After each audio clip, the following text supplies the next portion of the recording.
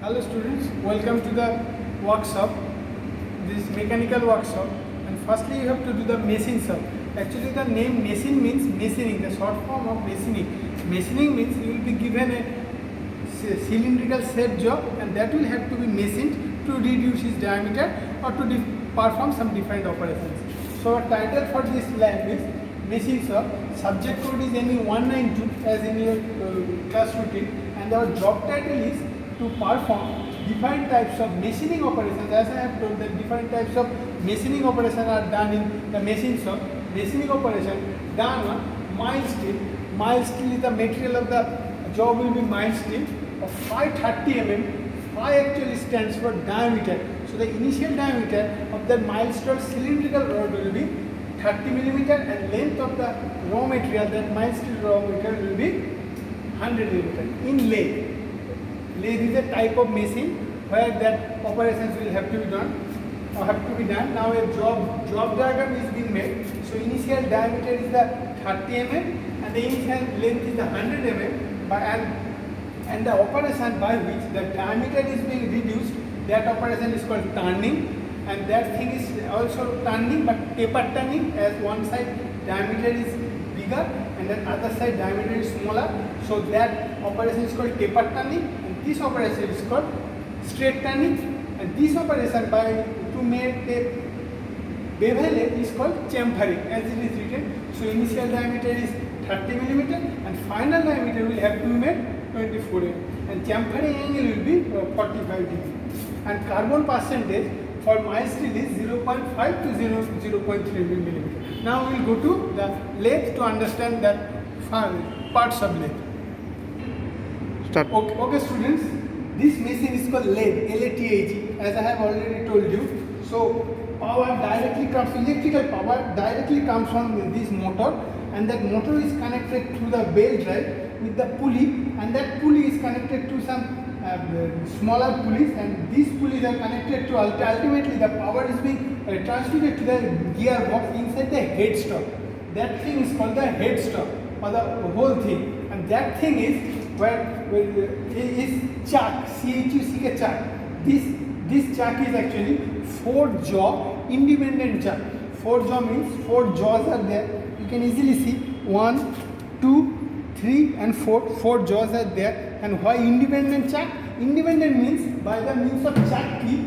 That thing is called chuck key. It is being inserted here. And by rotating this, the 4 jaws, all the 4 jaws can be made to slide independently. That's why it is called 4 jaw independent chuck. And by making the slides of the jaws, that cylindrical shaped jaw is being put here and it is made to center. So that thing is the headstock, and the center here is called live center. As the center will rotate, so this thing is called live center. And here this arrangement is called tailstock.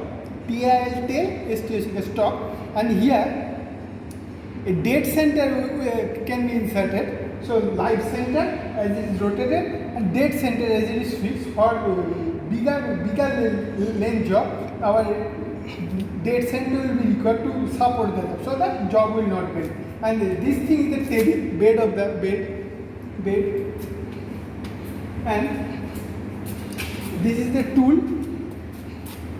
You can easily see a tool is being inserted in the tool post.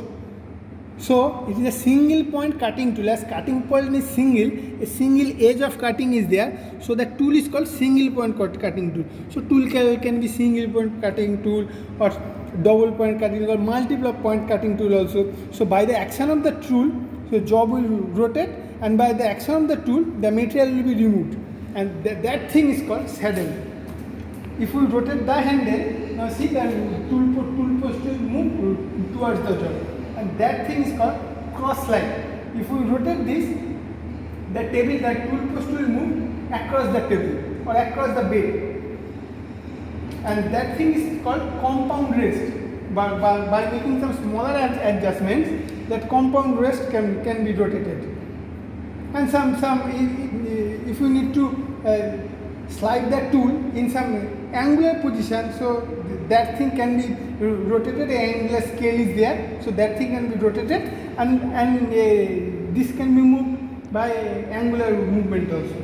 And by fixing, by losing or tightening the screw, a tool can be inserted here. So that thing is bed, that thing is headstock, chuck, 4-joint independent chuck, light center, tailstock, and dead center can be inserted there to support the small bigger length jobs. And this is saddle, cross slide, compound rails, tool post, and that thing is called lead screw.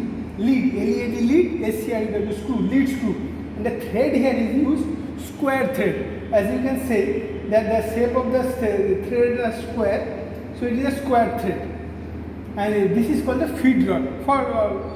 For to give automatic feed, these two are required to cut the thread, that lead screw is required, and to give the automatic feed rod is required. But generally, we will give the feed manually by rotating the saddle or by rotating the cross slide. So when you move the saddle, so turning operation will be done, or straight turning operation will be done. And when you move that cross slide, so now the tool will cut across the job. So that operation is called facing. So when the tool is moved cross, that operation is called facing, will be done here, and the turning is to reduce the diameter. So facing is to reduce the length, and turning is to reduce the diameter of the job. Start. As mentioned by Orgo sir, there is a two type of feed. We will get two type of feed. Number one is horizontal feed or longitudinal feed. If you rotate this bigger wheel leftward or rightward direction, then the total carriage, this portion is called carriage. The carriage is moves in leftward or rightward direction. This motion is called longitudinal motion or longitudinal feed. Okay, and another type of motion we will get this from these machines.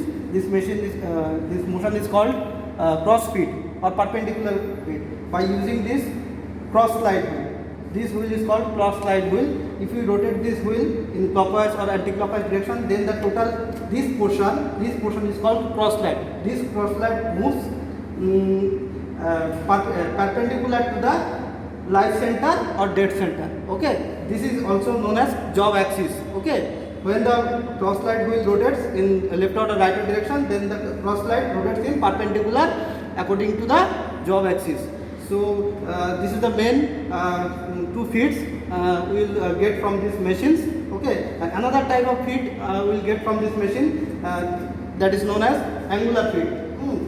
We will set this compound edge. This portion is called compound edge above the cross slide. This compound is set in our requirement into our desired angular requirement. Okay, so if you rotate this compound edged wheel, okay, then it will rotate in angular direction. Okay, and this motion is called angular feed. Okay, and this portion, sir already discussed. This portion is called tool post, where the tool is mounted on the tool post. Okay, now I am performing some operation, practical operation. Now first of all we will starting the facing operation, in which the tool is inclined some inclination with the job axis, which is always less than 90 degree.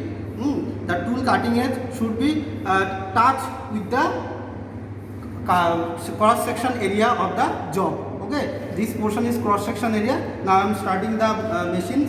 Okay, now the chuck is rotated in anti-clockwise direction, and now with the help of cross feed, we will get some depth of cut. Okay.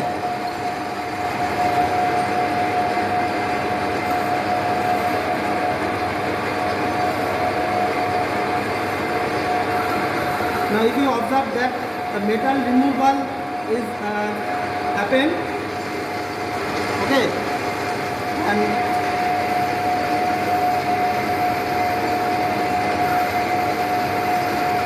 and there is a cross feed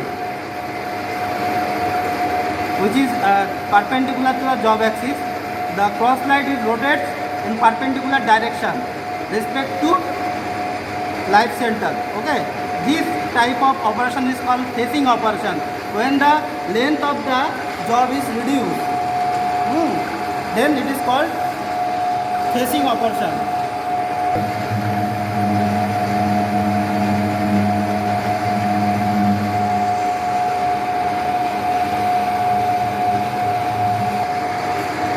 Now we are performing our second operation, which is known as turning operation.